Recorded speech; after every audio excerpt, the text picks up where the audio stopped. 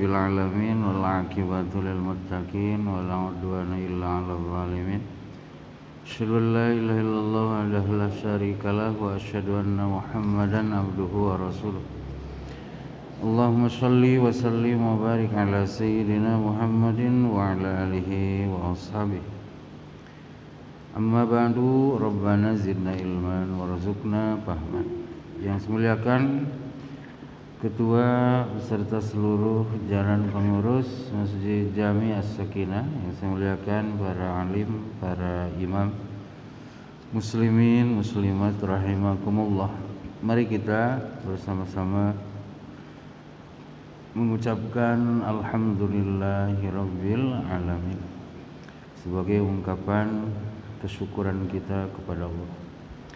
Berikutnya mari bersalawat bersalam untuk Rasulullah, keluarga dan seluruh sahabat, dengan bersama-sama mengucapkan Allahumma shalli wa sallim wa barik ala sayyidina Muhammadin wa ala alihi.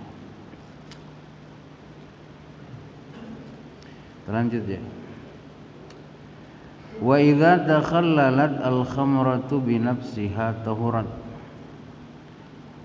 wa in khullilat bi tarhi syai'in biha lam tathur. Apabila khamar itu arak itu minuman memabukkan yang berasal dari perasan kurma, dia berubah menjadi cuka oleh dirinya sendiri, alami lah ya, maka arak tersebut menjadi suci. Nah, ingat-ingat ya, arak itu berarti najis kan ya, arak itu najis. Tapi arak di sini spesial yang dalam bahasa Arab disebut khamr. Apa itu khamr? Khamr itu adalah minuman memabukkan yang berasal dari perasan kurma. Jadi minuman memabukkan yang dari perasan selain kurma tak disebut khamr ya. Tapi istilahnya itu macam-macam, tergantung bahan bakunya. Di antaranya yang kita tahu, minuman yang memabukkan yang berasal dari bahan baku anggur sebutnya nabidh ya. Nah, spesial yang kita bincangkan ini minuman memabukkan yang berasal dari perasan kurma.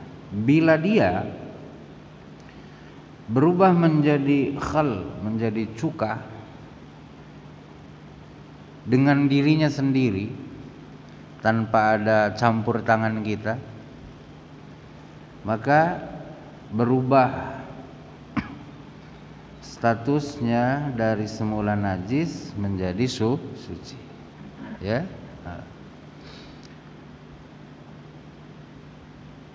Maka kita pernah dengar ya dalam hadis kemarin di bab makanan tuh, ada Rasul katanya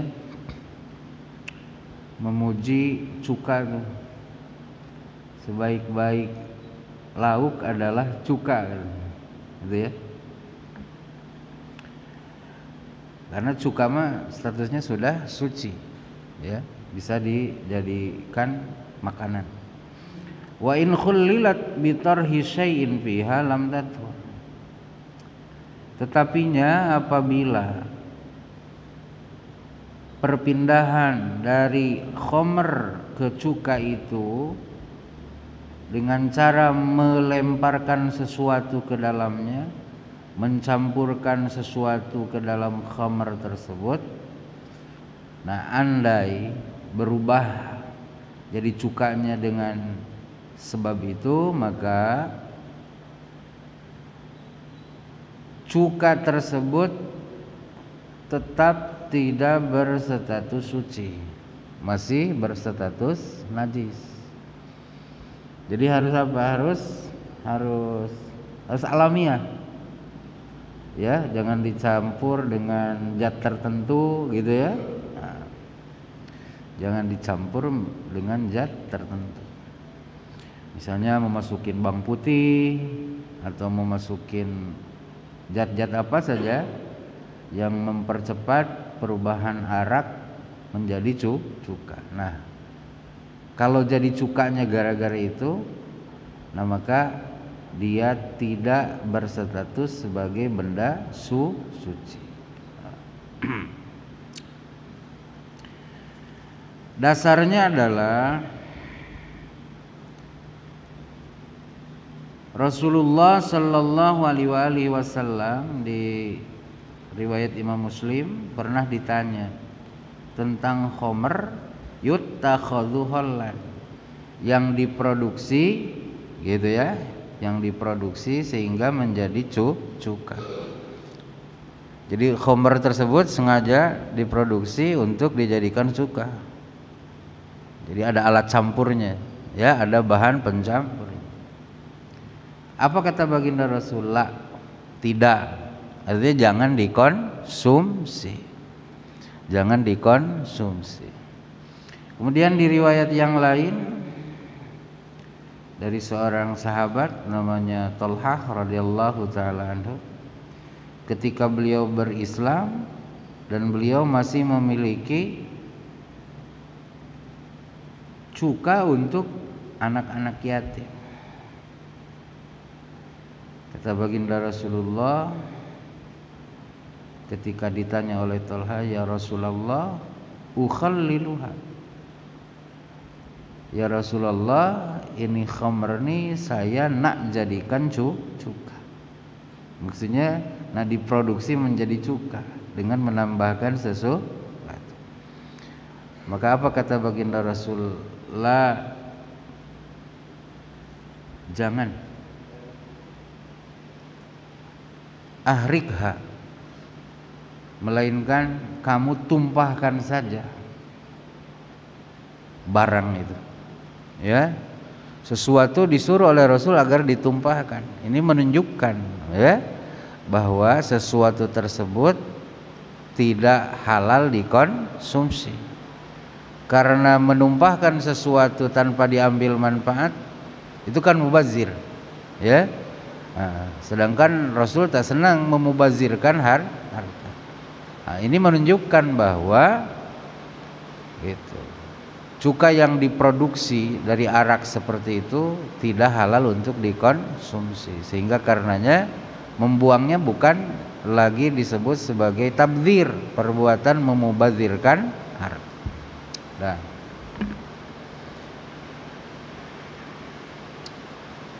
berikutnya, nah ini faidah. Al-khamru ismun lil muskir mimma il inab indal aktsarin wala yutlaqu ala ghairihi illa majajan. Wa muqtadahu anna an-nabid la yadhuru bit takhalluli wa bihi sarrahal qadhi Abu Tayyib wa naqalahu anhu Ibnu Rib'ah wa qarrahu ala dzalik, lakin dzakara al-Baghawi annahu law alqal ma'a fi asiril inab halat asrihi lam yadurruhu. Artinya gini, ada perbedaan antara yang jadi cuka itu khomer dan yang bukan khomer, gitu, paham ya? Antara khomer dan yang bukan khomer, dengan pengertian gini, kalau khomer perasan yang terkenal itu menjadi cuka dengan sendirinya maka jadi suci.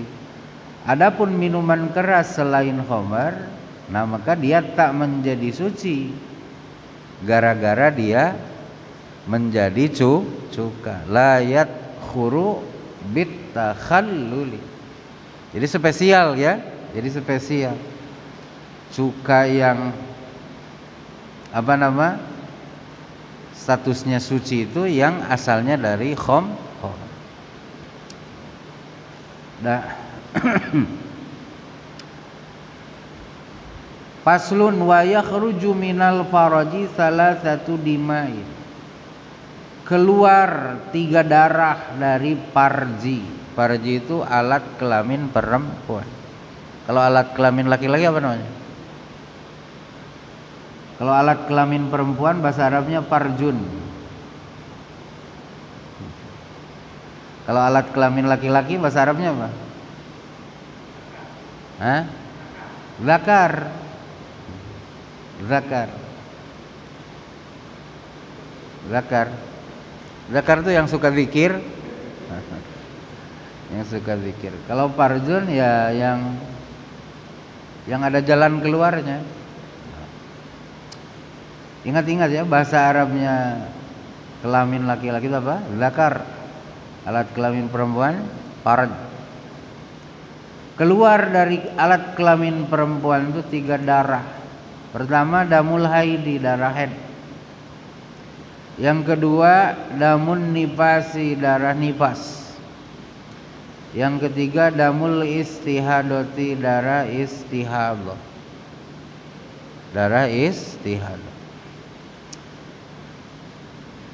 Apa itu darah haid?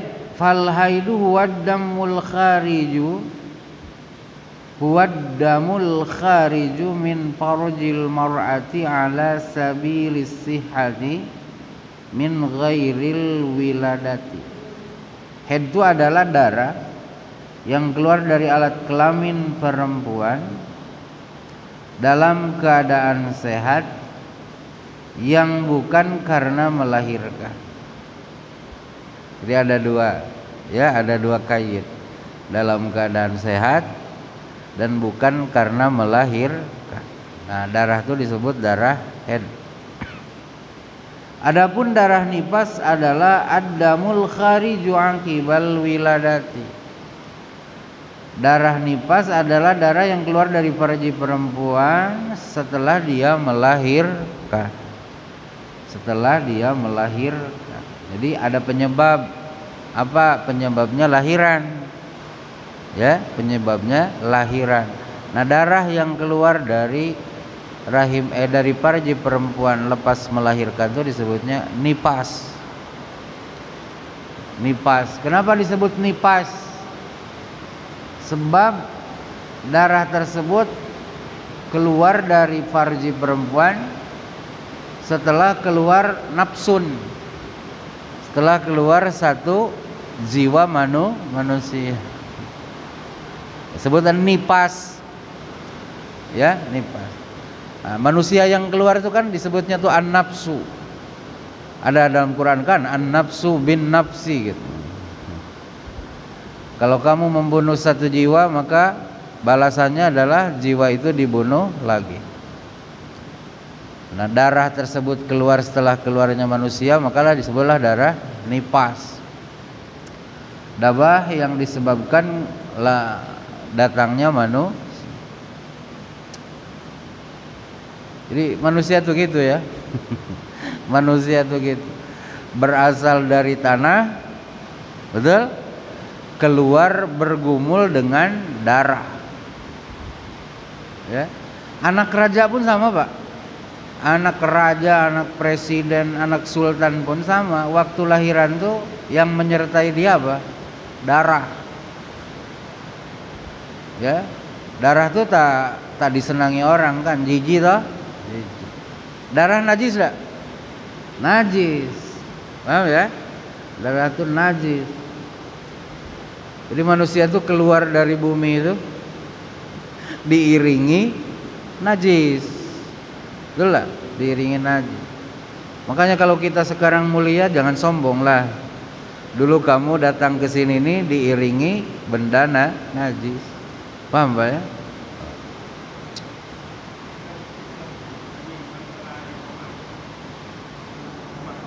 Paham.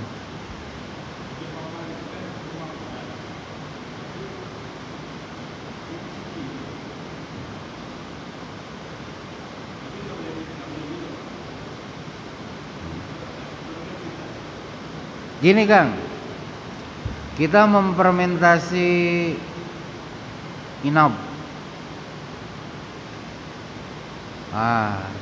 berubah dia menjadi arak, homer, ya, homer. Kalau dibiar dari homer ini dia bisa berubah menjadi khallun namanya. Khallun itu bahasa kitanya cuka. Nah, perubahan dia yang alami dari semula khamar berubah jadi cuka, betul?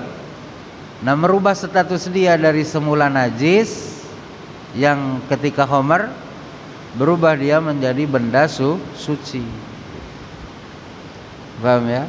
Berubah dia menjadi tanpa campuran apapun. Ya yang alami. Misalnya kalau Bapak buka tutupnya ya tak ada masalah.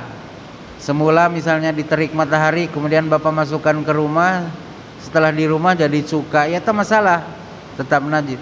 Bapak jangan lontarkan sesuatu ke dalam. Misalnya pengalaman Bapak mempercepat arak jadi cuka tuh dilemparin bawang putih atau ditambah apa gitulah, garam misalnya kan. Nah, kalau itu tetap statusnya meskipun sudah menjadi cuka, tetap statusnya tidak suci. Gitu ya, karena tidak alami. Paham ya? Nah, maka kita dari sini punya perbendaharaan ilmu lah ya. Benda najis itu bisa jadi suci. Salah satunya dulu karena dibag. Dibag itu apa? Penyamakan. Menyamak. Nah, itu spesial untuk kulit binatang. Ya. Misalnya Bapak punya sapi mati, nah, jangan buang semua. Kulitnya bisa kita manfaatin, bisa menjadi benda suci dengan cara disamak. Ya. Kemudian yang kedua yang barusan kita sebut, benda najis bisa menjadi suci, yaitu ketika arak menjadi cuka dengan sendirinya. Paham ya? Nah, itu Ustaz. Nah, sekarang berbicara darah. Ya, berbicara darah. Kata Imam Musannif, darah itu ada 3 yang keluar dari farji perempuan. Ada darah haid, ada darah nifas, ada yang ketiga darah istihadoh. Apa itu darah istihadoh? Ad-damu sababil khariju fi ghairi ayyamil haidi wan nifas. Darah yang keluarnya itu sebabnya bukan karena di hari-hari haid dan bukan karena nifas. Jadi dia tidak sedang di masanya haid tapi masih keluar darah. Misalnya masa haid dia dari 1 sampai 15 hari. Di hari ke-16 dia masih keluar darah dari kelaminnya itu perempuan. Nah, darah di hari ke-16 itu bukanlah darah haid lagi. Paham ya? Atau darah yang penyebab keluarnya itu di luar masa nipasnya dia. Masa nipas ini kan sampai 60 hari. Tapi di hari ke-61 masih juga keluar darah. Di hari ke-62 masih juga keluar darah. Nah, darah yang keluar di hari ke-61, 62 dan seterusnya itu bukan lagi disebut darah nifas, tapi disebutnya darah istihadhah.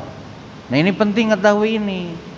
Karena gini, ketika perempuan masih haid, banyak hal yang diharamkan, tak boleh dia buat daripada ibadah-ibadah tuh kayak sholat, puasa gitu ya, tawaf, betul? Nah, kalau darah istihadah tidak menghalangi dia untuk melakukan perbuatan ibadah tadi. Kalau udah 15 hari dia haid, di hari ke-16 masih juga darah haid keluar, maka dia di hari ke-16 tuh wajib puasa, wajib sholat, boleh baca Quran. Paham Pak ya?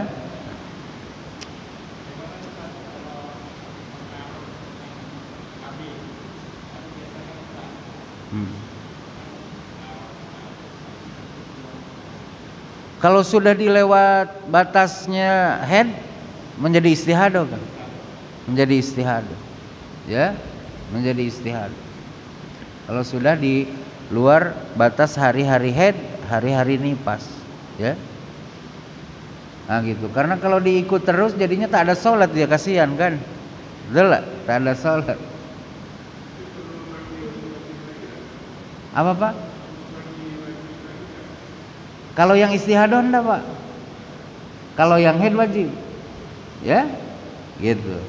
Karena mandi wajib itu kan disebabkan haid dan nifas, bukan lahiran, bukan karena darah istihadah. Hanya kalau darah istihadah bercecer itu jadi najis, maka wajib dibasuh. Tetap kalau darahnya mah najis, ya, tapi dia tidak disebut sedang berhadas, gitu ya, tidak sedang berhadas, sehingga karenanya dia wajib sholat, wajib puasa. Paham Pak?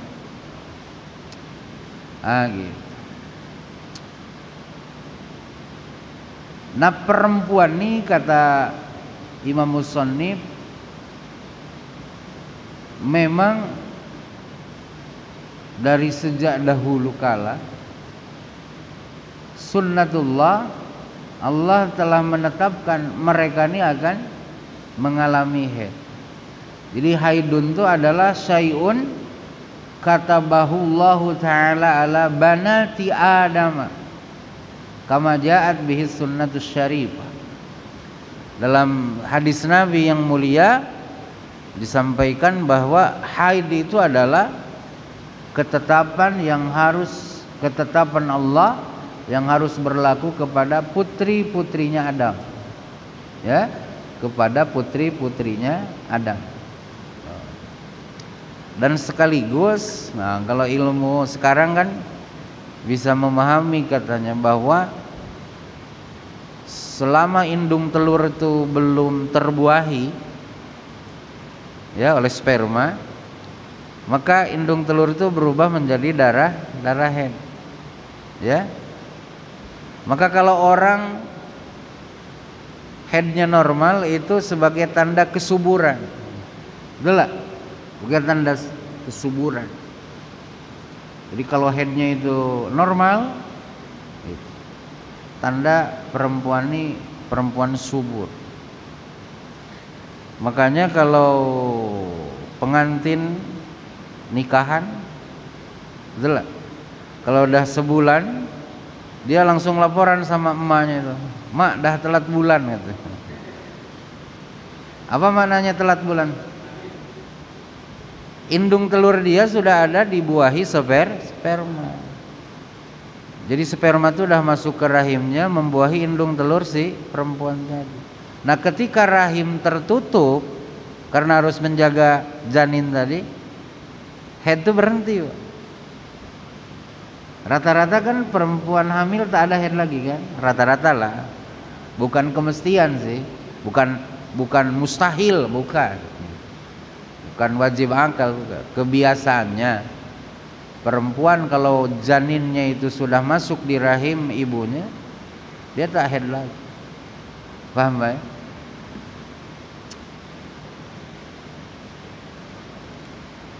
Nah, istilah-istilah untuk haid dalam bahasa Arab ya, istilahnya tuh haid, ada lagi istilahnya tuh iraq, ada dhahak, ada ikbar, ada i'sar, ada toms, ada diras, ya. Bahkan dalam hadis ada istilahnya itu nifas. Sayyidah Aisyah pernah ditanya oleh Rasulullah SAW, "Anafisti, apakah kamu sedang nifas? Apakah kamu telah nifas?" Padahal kita tahu Sayyidah Aisyah tak pernah melahirkan kan? Betul. Nah, maka maksud Nabi anafisti itu maksudnya dah selesai haidnya dah. Oh, gitu. Ya. Ternyata hadirin kata para ulama, bukan hanya istri, bukan hanya perempuan manusia katanya ya yang suka haid nih. Ada juga binatang di luar manusia maksudnya yang juga suka haid. Di antaranya arnab. Arnab itu kelinci. Ya, kelinci. Sama kelelawar. Ya. Coba Teliti kelelawar itu betul lah head. Gitu. Nah, berikutnya darah nifas adalah darah yang keluar lepas lahiran. Ya, apakah lahirannya itu bayinya hidup atau mati? Ya, kan ada perempuan tuh melahirkan bayi, sekali keluar dah meninggal. Andai setelah lahiran tuh keluar darah, itu berarti darah nifas, meskipun bayinya meninggal. Atau normal lah, gitu ya.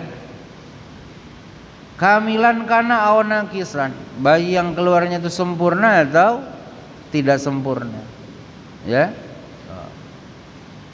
Begitu juga andai perempuan tersebut ngelahirin darah setelah melahirkan, tapi yang dilahirkan dia hanya alaqah, itu alaqah, atau baru mudghah, ya, baru segumpal daging, gitu ya, belum berarti belum 4 bulan kan, baru 2 bulan, baru 3 bulan, gitu, tapi dah lahiran. Apa sekarang bahasanya?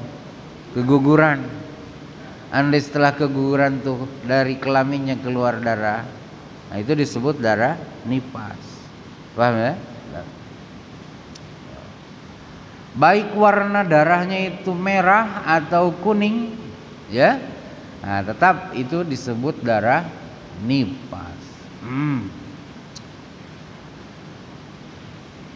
Tadi Imam Musannif menyebutkan bahwa darah nifas itu adalah darah yang keluar setelah lahiran. Paham enggak? Setelah lahiran. Berarti lahiran itu apa? Keluar anak kan? Nah setelah keluar anak terus keluar darah, nah itu nifas. Lalu bagaimana kalau darah itu keluar sebelum lahiran? Disebut nifas belum? Bukan. Paham ya? Lahirannya tanggal 27 bulan depan, minggu depan kan, tapi darah dah keluar dari sekarang. Ini memang bulan lahirannya nih, udah 9 bulan kurang 2 hari misalnya kan, hari ini dah keluar, tapi belum keluar bayi, disebut darah nifas bukan? Hah? Bukan disebut darah, karena ada syarat keluar dulu anak katanya. Paham ya? Keluar dulu anak. Paham enggak, Pak? Nah, sedangkan kalau nifas itu berefek, dia haram puasa loh kalau orang nifas. Haram sholat. Kalau zakat enggak haram.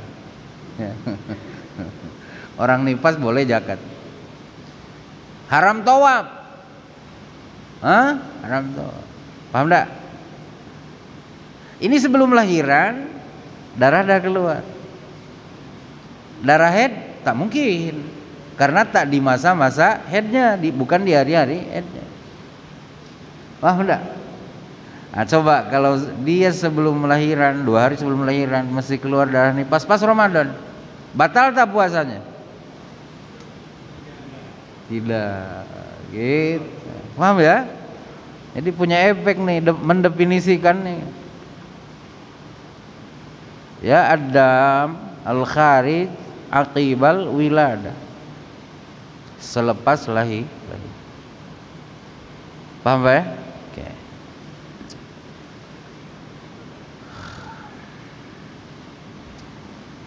Wa aqallul haidi yaumun wa lailatun. Masa haid paling singkat adalah sehari semalam. Sehari itu dari hitung terbit fajar sampai terbenam matahari, itu sehari. Semalam dari terbenam matahari sampai terbit fajar. Sehari semalam, ya. Wa ghalibu sittun aw sabun. Mayoritasnya perempuan haid itu 6 atau 7 hari. 6 atau 7. Ustaz tahu tak istri Ustaz berapa hari kalau haid? Tak pernah nanya. Sakit loh haid tuh. Hah? Sakit. Kita nih pengen enaknya aja. Nanti Edi tuh harus tahu. Tanya. Ada berapa hari haid nih gitu. Artinya apa Pak? Ya tidak sama Pak. Tidak sama. Tiap perempuan tak sama. Iya. Bahkan kita boleh bincang dengan istri itu, sebelum kamu nikah dengan saya, masa-masa remajamu awal haid biasanya berapa hari? Tanya tuh. Tanya. Dan perempuan tuh lagi haid tuh temperamen, Pak. Karena itu memakan energi banyak. Ya. Maka kita jangan nambah penderitaan mereka lagi. Betul lah? Jangan tambah penderitaan mereka. Sudahlah mereka capek dengan haid itu, Bapak sampai tambah lagi capek dia dengan berulah. Betul lah? Kasihan kan?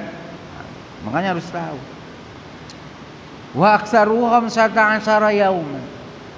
Sedangkan batas maksimal waktu untuk haid perempuan itu adalah 15 hari. Berapa? 15 hari.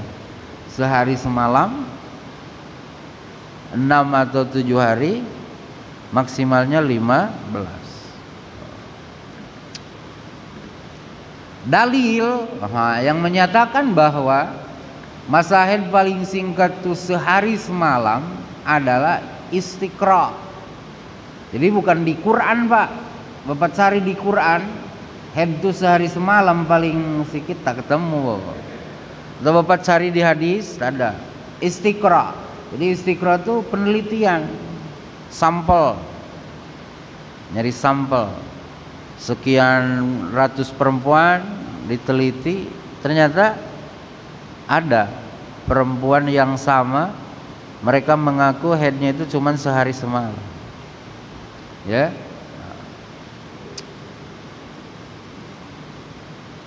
Kemudian ada juga riwayat dari Sayyidina Ali bin Abi Thalib radhiyallahu anhu yang menyatakan paling tidak haid itu sehari semalam.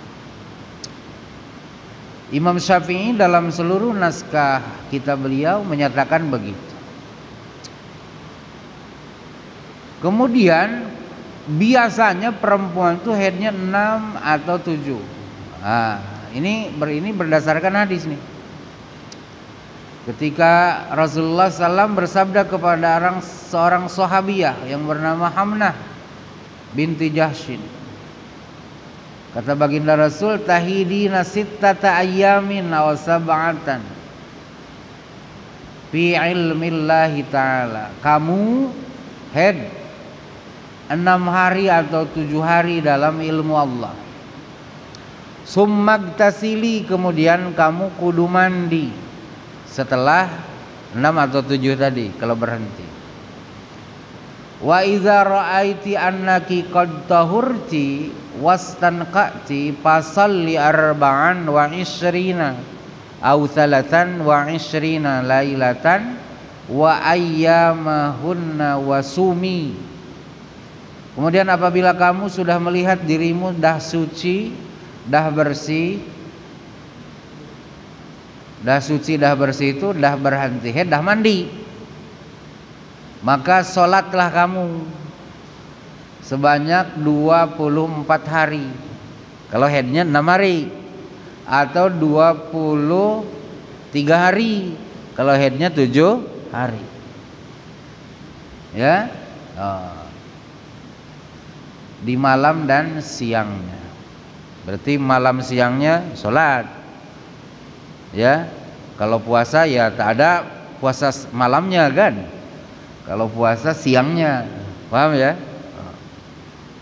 Dan berpuasalah kamu. Fa inna dzalika yujziki, karena sungguhnya hal tersebut mencukupkan kepada kamu. Ya, itu. Ini ingat-ingat perempuan lagi haid dilarang salat, dilarang puasa. Mau salat apapun. Mau salat sunat, mau salat siang, mau salat malam, mau salat hajat. Nah, baca Quran pun tak boleh. Ya, tak boleh. Itu. Baca Quran pun tak boleh. Nanti di depan apa hal-hal yang diharamkan bagi perempuan haid? Ada ya? Nah, tapi di depan kan. Oh gitu.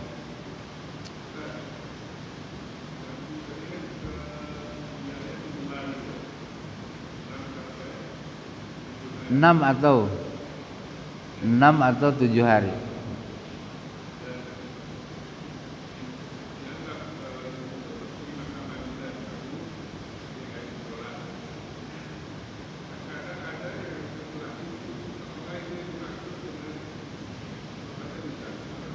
Istihadoh.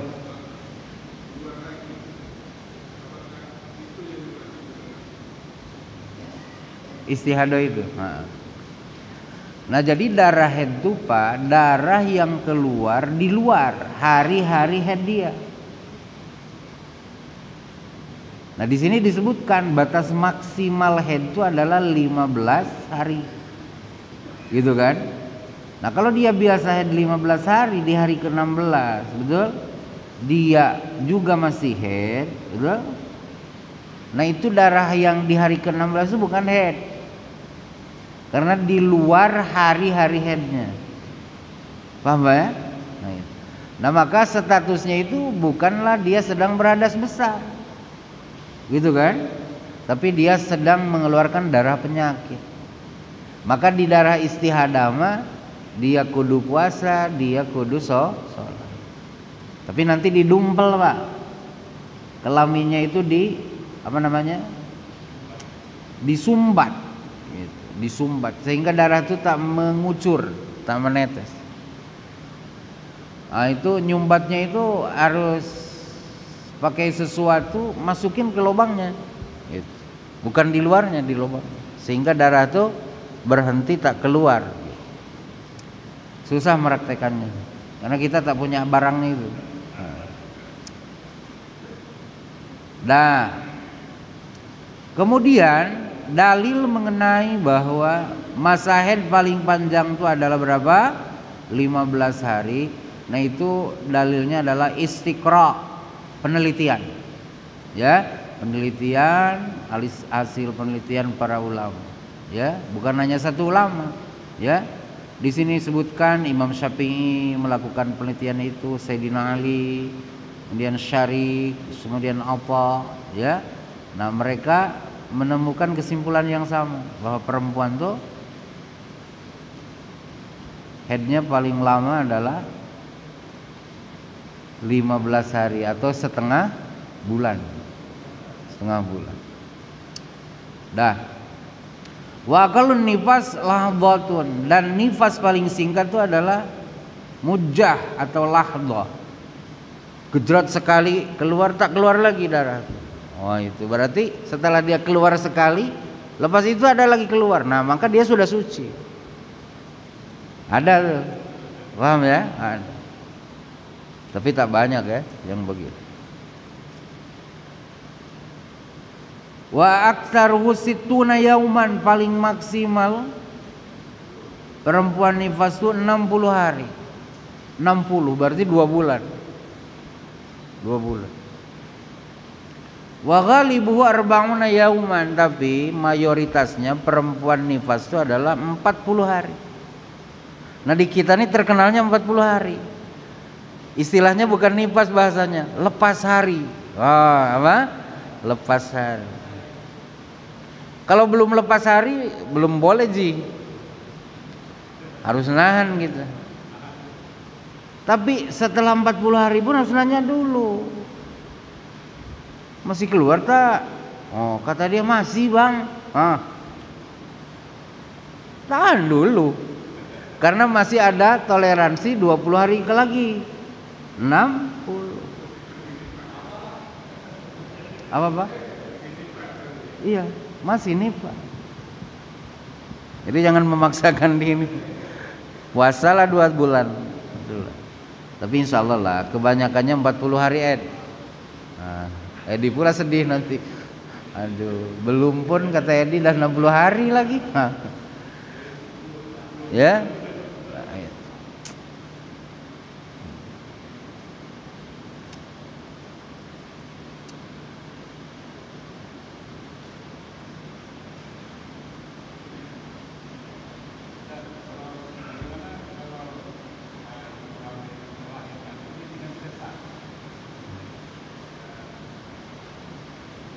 Nah pertanyaannya, darah keluar enggak setelah sesar? Darah dari kelamin itu keluar enggak? Saya tak tahu. Ada tak yang punya istri pengalaman sesar? Hah? Ada? Setelah itu keluar? Keluar. Ternyata tak dikeluarin lewat masih tetap dari farjinya Pak kan? Oh gitu. Gitu Pak. Bahkan Imam Rafi'i katanya mengatakan la hadda li aqallih bal yujadu hukmun nifas bima wujida bih. Kata Imam Rafi'i tak ada batas mengenai batas minimal perempuan tuh haid berapa hari. Kata Imam Rafi'i, apa yang ditemukan dari dia itulah hukumnya nifas. Mau 1 gejrotan, mau 3 gejrotan, mau sehari, mau semalam gitu ya. Nah, berarti itulah nifas. Misalnya sehari semalam keluar, besoknya tak ada lagi, sudahlah berarti selesai. Gitu.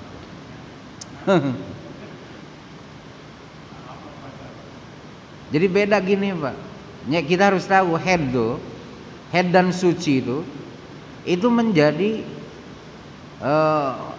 standar kehalalan perempuan untuk menikah kembali apabila dia bercerai dengan suaminya. Begitupun melahirkan, sebagai standar awal dia boleh menikah dengan suami baru andai dia meninggal suaminya atau dicerai suaminya. Paham enggak? Kalau misalnya suami dia meninggal, dia lagi hamil, masa tunggu dia untuk boleh nikah lagi kapan? Dia ngelahirin anak. Awal Ramadan suaminya meninggal, istrinya lagi hamil, pas lebaran lahiran, besoknya boleh nikah enggak? Boleh enggak? Boleh nikah, kan dah lahiran.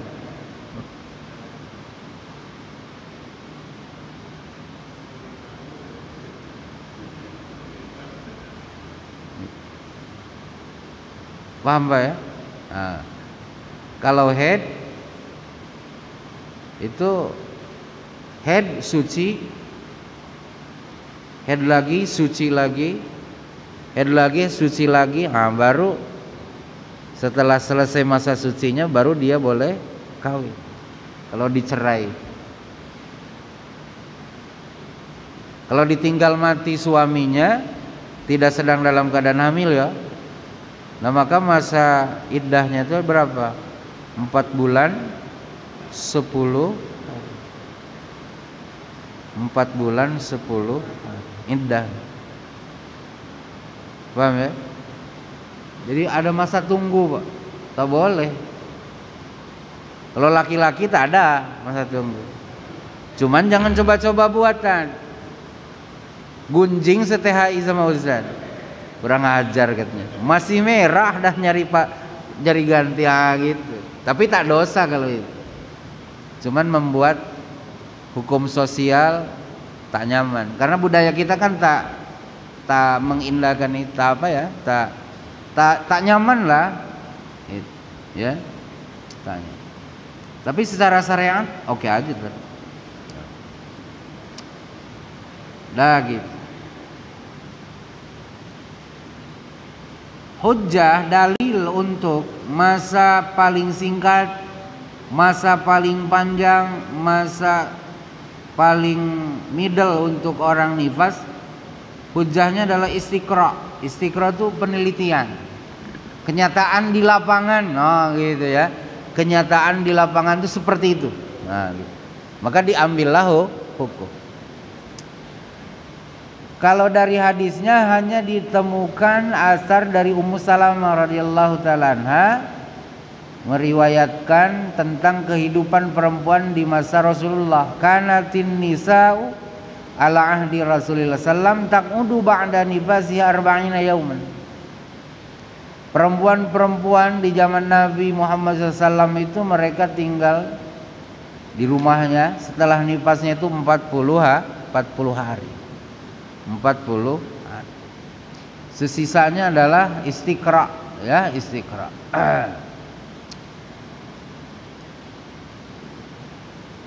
Nah, wa aqallu tuhri bainal haidataini 15 yauman wala hadda li aktsari. Masa suci paling singkat antara dua masa haid adalah 15 hari. Dan tidak ada batas maksimalnya. Gini Pak, ini perempuan kita nih haid di sini. Haidnya tadi ngambil yang paling maksimal 15 hari. Misalnya lah biar gampang hitungnya. Dari tanggal 1 sampai tanggal 15. Dari tanggal 16 sampai tanggal 30 kan 15 hari juga. Yang tak ada haid di sini. Ini namanya masa suci. Paham enggak? Haid lagi. Misalnya teratur lagi haidnya 15 hari. Kemudian setelah 15 hari bersih dia dari haid. Nah, ini masa suci kedua. Gitu kan? Paham enggak? Nah, masa paling singkat masa suci antara dua haid itu adalah 15 hari. Paham enggak? Nah, kalau dia haidnya hanya sehari semalam, haid lagi bulan depan sehari semalam, berarti masa sucinya berapa hari? 29. Paham enggak? Nah, gitu. Awas, antara disebut masa suci itu antara dua haid. Haid. Nah, ini tengah-tengahnya masa suci. Tapi kalau dia haid sekarang 15 hari, bulan depan tak haid, bulan depannya tak haid, bulan depannya lagi tak haid, dah berapa bulan nih? Dah 3. Bulan keempat tak haid. Berarti ini kan baru satu masa suci. Baru satu masa suci. Dalam Al-Quran ada disebutkan wal mutallaqatu yatarabbasna bi anfusihinna thalathata quru. Perempuan yang ditalak 1, talak 2 maksudnya ya. Mereka untuk boleh menikah lagi harus menunggu masa 3 quru. Nah, dalam adab Syafi'i 3 quru itu 3 kali suci. Bayangkan. Paham enggak? Kalau dia antara haid pertama dengan haid keduanya nunggu 6 bulan kan baru 1 kali suci. Tapi ini tak populer di masyarakat nih Pak. Di masyarakat tuh istilahnya pakai bulan. Udah 3 bulan Pak katanya. Paham Pak ya? Nah, nantilah di depan di bab nikah itu dibahas. Demikian ya, mudah-mudahan ada manfaatnya. Mohon maaf kekurangannya. Subhanakallahumma bihamdik, asyhadu an la ilaha illa anta, astaghfiruka wa atubu ilaik. Rabbana taqabbal minna innaka antas samiul alim wa tub alaina innaka antat tawwabur rahim. Assalamualaikum warahmatullahi wabarakatuh.